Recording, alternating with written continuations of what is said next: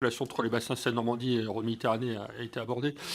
Bon, d'une part, il n'est pas étonnant dans son principe que les politiques soient diverses d'un bassin à l'autre. C'est le principe de la gouvernance française de l'eau, c'est de reposer sur une politique territorialisée, adaptée à la réalité de chaque bassin. Et par construction, les réalités de chaque bassin sont différentes. C'est bien pour ça qu'on est organisé en grands bassins au niveau des agences de l'eau et des comités de bassin, et ensuite au niveau des sous-bassins pour la mise en œuvre de la compétence GEMAPI qui a été évoquée, pour le grand cycle de l'eau, pour l'élaboration des schémas d'aménagement de gestion des eaux, etc. Donc on a vraiment une organisation très bassin.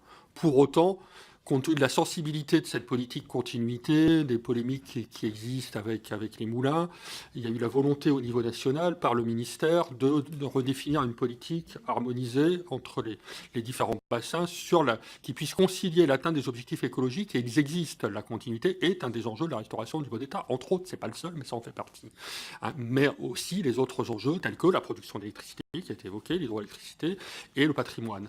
Et donc il y a un plan national qui a été soumis au Comité national de l'eau avant l'été, qui doit se décliner maintenant sous forme d'instructions aux agences, mais également d'instructions aux préfets, aux services de police de l'eau, pour avoir, en fait, le maître mot, c'est pragmatisme, pour avoir d'une part une priorisation, parce qu'il y a beaucoup d'ouvrages en rivière, on n'interviendra pas sur tout en même temps, et même pas sur tous les ouvrages en liste 2, donc il faut prioriser.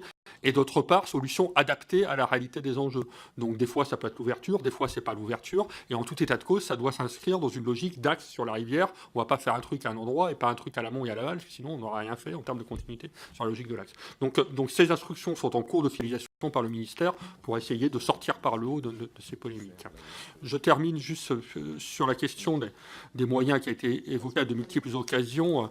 Martin l'a dit tout à l'heure, mais j'insiste vraiment parce que je pense que c'est un point essentiel. C'est également un écho à la remarque de Martial Sadier tout à l'heure. On a construit des programmes dans un contexte financier contraint, vous l'avez compris, et on le sait tous ici.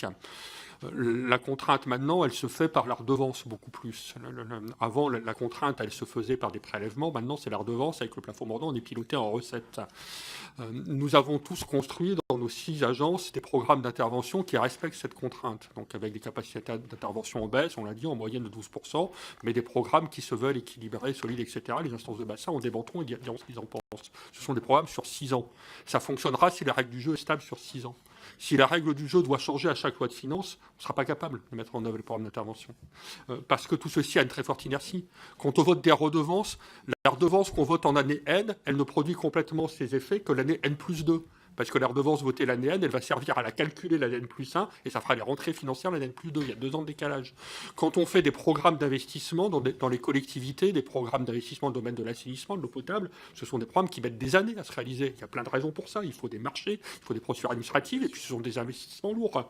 Donc si la règle du jeu financière, l'encadrement financier change à chaque loi de finances, c'est tout à fait contradictoire avec le bon fonctionnement des agences de l'eau dans le cadre des programmes d'intervention pluriannuels.